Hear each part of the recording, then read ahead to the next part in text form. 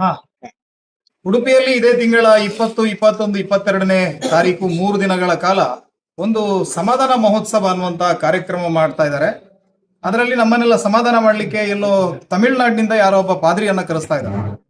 ನಮ್ಮ ಇದರ ಬಗ್ಗೆ ನಮ್ಮ ಅಸಮಾಧಾನ ಏನು ಅಂತ ಕೇಳಿದ್ರೆ, ಈ ವ್ಯಕ್ತಿಯ ಬಗ್ಗೆ 2024ರಲ್ಲಿ ಕೇಂದ್ರದ ಗೃಹ ಇಲಾಖೆ ಈತನ ಸಂಸ್ಥೆಯನ್ನ FCRA ಅಡಿಯಲ್ಲಿ ಪ್ರತಿಬಂಧಿಸಿದೆ. ಯಾಕಂದ್ರೆ ವಿದೇಶದ ಫಂಡ್ ಅನ್ನ ತರಿಸಿಕೊಂಡು ತಮಿಳುನಾಡಿನಲ್ಲಿ ವ್ಯಾಪಕವಾದ ಕೋಟ್ಯಾಂತರ ರೂಪಾಯಿ ಖರ್ಚು ಮಾಡಿ ಮತಾಂತರದ ಕೃತ್ಯಗಳನ್ನು ಮಾಡ್ತಾ ಇದ್ದಾನೆ.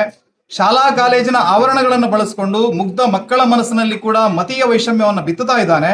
ಅದರ ಜೊತೆಗೆ ಮೌಢ್ಯವನ್ನ ಕೂಡ ಪ್ರಮೋಟ್ ಮಾಡುವಂತ, ಅಂದ್ರೆ ನಾವು ಕಾಯಿಲೆಗಳನ್ನ ಗುಣಪಡಿಸ್ತೀವಿ, ಪ್ರಾರ್ಥನೆ ಮಾಡಿದ್ರೆ ಸಾಕು ಮನೆಯಲ್ಲಿ ನೆಮ್ಮದಿ ಬರುತ್ತೆ, ಈ ತರದ ಅನೇಕ ಪ್ರಾರ್ಥನಾ ಸಭೆಗಳನ್ನ ಆಯೋಜನೆ ಮಾಡಿ ಒಂದು ಧಾರ್ಮಿಕ ವೈಷಮ್ಯಕ್ಕೆ ಕೂಡ ಈತ ಕಾರಣನಾಗಿದ್ದಾನೆ ಅನ್ನುವಂತ ಹಿನ್ನೆಲೆಯಲ್ಲಿ ಆತನನ್ನ ಕೇಂದ್ರ ಸರ್ಕಾರ ಪ್ರತಿಬಂಧಿಸಿದೆ. ಮತ್ತು ತಮಿಳುನಾಡಿನಲ್ಲಿ ಇದರ ಹೆಸರು ಮೋಹನ್ ಸಿ ಲಾಜಾರಿಸ್.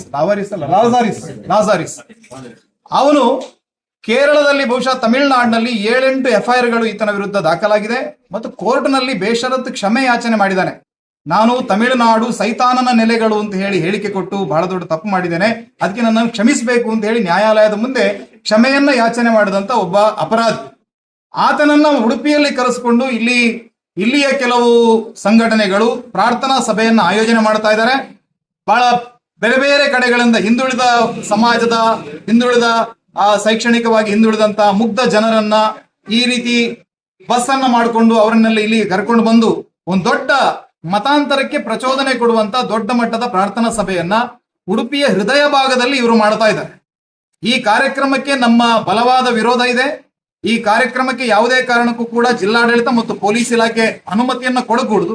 ಒಂದು ವೇಳೆ ಜಿಲ್ಲಾಡಳಿತ ಪೊಲೀಸ್ ಇಲಾಖೆ ಇದಕ್ಕೆ ಅನುಮತಿಯನ್ನು ಕೊಟ್ಟರೆ ಹಿಂದೂ ಸಂಘಟನೆಗಳು ತಮ್ಮ ಮುಂದಿನ ಕ್ರಮ ಏನು ಅನ್ನೋದ್ರ ಬಗ್ಗೆ ಯೋಚನೆಯನ್ನ ಮಾಡುತ್ತೆ ಅಂತ ಈ ಸಂದರ್ಭದಲ್ಲಿ ಹೇಳೋದಕ್ಕೆ ಬಯಸ್ತೀನಿ.